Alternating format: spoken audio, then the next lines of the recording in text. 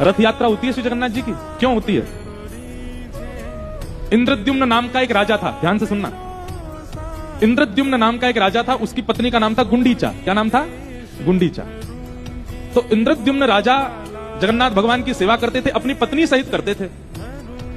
एक दिन इंद्रद्युम्न राजा से प्रसन्न होकर के भगवान ने दोनों पति पत्नी से कहा कि भैया तुम लोग मुझसे मन चाहा वरदान मांगो, मैं तुमको देना चाहता हूं। तो इंद्रद्युम्न राजा ने क्या मांगा कि हे नाथ, मेरा वंश आगे ना बढ़े।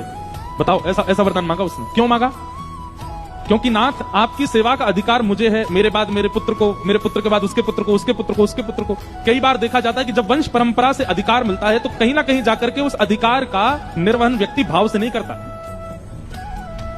कोई परंपरा से अगर धनवान होता है ना, दादाजी धनवान, पिताजी धनवान, तो निश्चित है पुत्र या फिर पुत्र का पुत्र बिगड़ैल बनेगा, क्योंकि उसको इतनी संपत्ति पुश्तैनी मिली होती है कि वो बिगड़ ही जाता है। कई बार परंपरा से यदि बहुत कुछ मिलता है और सत्संग जीवन में नहीं होता तो सत्संग ना होने की वजह से परंपरा चलते चलते चलते आगे जाके बिगड़ जाती। इंद्रद्युम्न राजा ने कहा कि नाथ आपकी सेवा का अधिकार मुझे, मेरे बाद मेरे पुत्र को, पुत्र के बाद उसके पुत्र को, उसके बाद कहीं ऐसे चलते चलते मेरे वंश में किसी को अभिमान ना हो जाए और आपकी सेवा में कहीं कुभाव ना आ जाए, इसलिए मेरा वंश यहीं रोक दो। अब ये मांगा इंद्रद्युम्न राजा ने अपने मन में। बगल में खड़ी पत्नी क्या कह रही है? वो मांग रही है कि हे नाथ मुझे आप जैसा एक पुत्र मिल जाए। पति तो मांग रहा है कि मेरा वंश रुक जाए, पत्नी मांग रही है मुझे संतान की प्राप्ति हो। दोनों ने मनी मन वरदान मांगा। श्री जगन्नाथ महाप्रभु आनंदित हो गए, बोले भैया तुम दोनों ने तो हमको विडंबना में डाल दिया। बोले क्या विडंबना? बोले इंद्रद्युम्न ने तो मांगा मेरा वंश यहीं रुक जाए। पत्नी देखने लगी, ऐसा कैसे वरदान मांगा तुमने? तुमने कहा वंश ही रुक जाए। और जगन्नाथ भगवान बोले गुंडीचा मां कहती है कि मुझे पुत्र की प्राप्ति हो।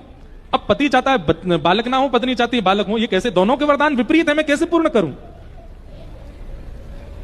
इंद्रद्युम्न गुंडीचा को समझाने लगे, अरे तुम जानती नहीं हो, तुम भी यही मांगो, संतान ना हो, हम दोनों अकेले ही ठीक है, आदि आदि ये सब। गुंडीचा उसको समझा रही है, अरे नहीं नहीं संतान तो होनी चाहिए, ऐसे कैसे आदि आदि।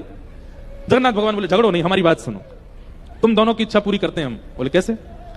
बोले आपकी इच्छा तो हम ये पूरी करेंगे कि आपकी संतान होगी नहीं, और गुंडीचा मां आपकी इच्छा हम ये पूरी करते हैं कि जब तक पृथ्वी है, जब तक ये भूमंडल है, तब तक मैं ही आपका पुत्र हूं, मैं आपकी संतान बन के रहूंगा।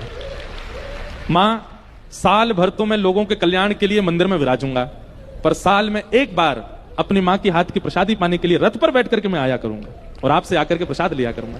तो भगवान जगन्नाथ जहां विराजते हैं वो है श्री मंदिर, और रथ में बैठ करके जिस स्थान पर जाते हैं उसका नाम है गुंडीचा मंदिर। वो मां के घर जाते हैं, अपने मैया से मिलने जाते हैं